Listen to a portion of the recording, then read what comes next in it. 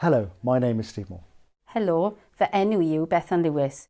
It gives me great pleasure to be announcing that from Monday the 3rd to Friday the 7th of June, we're going to be celebrating Patient Experience Week across the Health Board.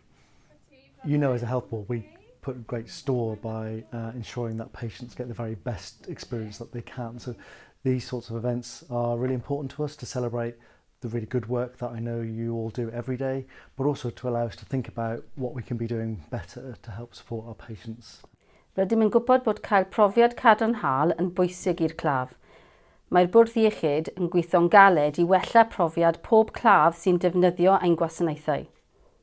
So you're going to see our patient advice and liaison service, our PALS team, out and about, talking to you about both the work that we're doing generally across the Health Board, but also asking you about how they can support you to perhaps do more to help support our patients. Un peth sy'n bwysig i'r claf yw nabod pwy maen nhw'n siarad gyda.